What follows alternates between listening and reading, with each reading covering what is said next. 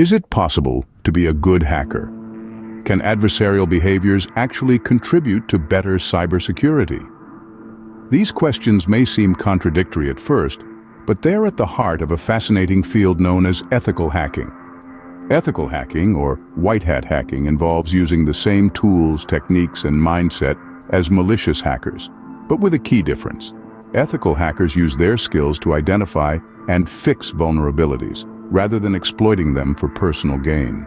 They operate under a strict code of ethics, always obtaining permission before testing systems and respecting the privacy and rights of all individuals.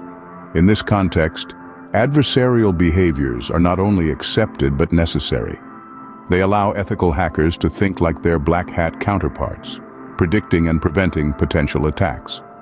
So, is it possible to be a good hacker? Absolutely. Can adversarial behaviors contribute to better cybersecurity? Without a doubt.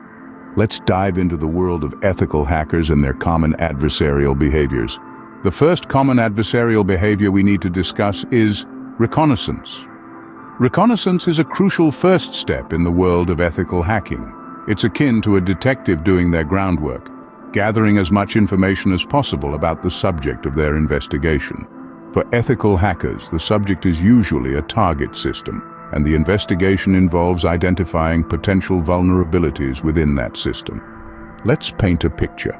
Imagine a security analyst tasked with safeguarding a company's digital infrastructure. The analyst starts by running a scan on the company's network, pinpointing each device connected, the software they're running, and even the versions of that software. It's a bit like a digital inventory, if you will. This process helps the analyst identify any weak points in the system, whether it's an outdated server software or a device without adequate security measures. It's all about understanding the lay of the digital land, knowing what you're dealing with. Now, let's step into the real world. Reconnaissance isn't just a concept in a classroom.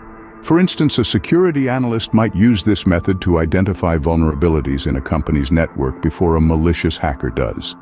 By doing so, they can patch up these security holes, effectively barricading the door before a burglar can even find it.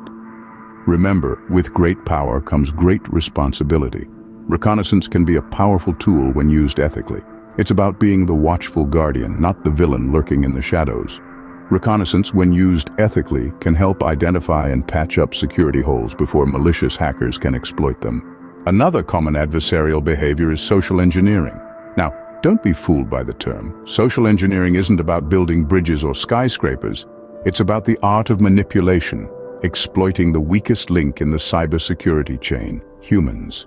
You see, social engineering is a psychological warfare, where ethical hackers use this technique to trick people into revealing confidential information.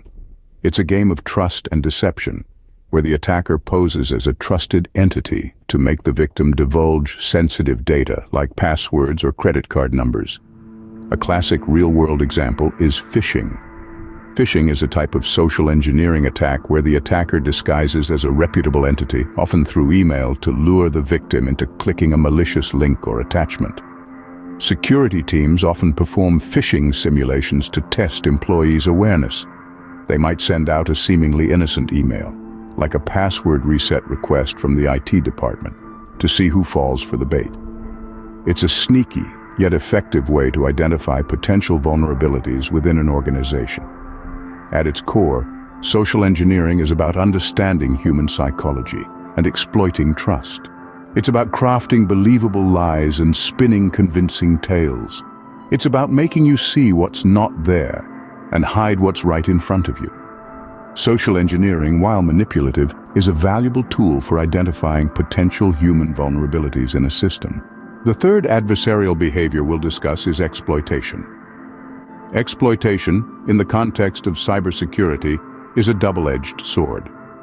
It represents the act of taking advantage of a system's vulnerabilities, often leading to unauthorized access or control. On one side of the blade, you have malicious hackers who exploit vulnerabilities for nefarious purposes. On the opposite side, there are ethical hackers or white hats who use the same technique but with a different intention. Ethical hackers exploit system vulnerabilities to assess the potential impact of a successful attack. They do this to uncover weak points and improve the system's security. They're the good guys, the knights in shining armor, who use their skills to help rather than harm. Imagine this scenario. A penetration tester, an ethical hacker, discovers a vulnerability in a company's security system. Instead of using this vulnerability for malicious intent, they exploit it to gain access. They then report their findings to the company, providing them with the necessary information to patch the vulnerability and strengthen their defenses. In essence, exploitation by ethical hackers is akin to a fire drill. It's a controlled situation that helps us understand the potential implications of a real incident. It helps us prepare, so we're not caught off guard when the real threat comes knocking. In conclusion, exploitation is not just about finding vulnerabilities. It's about understanding them, gauging their impact, and ultimately mitigating them. Exploitation is a crucial step in understanding the full extent of potential security threats. Adversarial behaviors in ethical hacking, as we've seen, are a double-edged sword. They are the tools of the trade for ethical hackers, used to expose vulnerabilities and strengthen defenses in our ever-evolving digital landscape. These techniques, as we've discussed, include reconnaissance, social engineering, and exploitation. Reconnaissance is the process of gathering information about a target system. It's the first step, the foundation upon which all subsequent actions rely. It is a necessary part of the ethical hacker's toolkit, but it's also a tool that can be misused if not handled with care. Next, we have social engineering, a psychological warfare of sorts. It plays on human error, exploiting weaknesses in our behavior and decision-making processes. This, too, is a critical tool for ethical hackers, but it comes with a heavy burden of responsibility. Then there's exploitation, the act of using identified vulnerabilities to gain unauthorized access or control. This is where the ethical hacker truly sets themselves apart from their malicious counterparts. They exploit vulnerabilities not for personal gain, but to expose and fix them, to make our systems safer. But the balance is delicate. Each of these adversarial behaviors can be a force for good or a weapon of harm, depending on who wields it. Ethical hackers must walk a fine line, using their skills responsibly and transparently.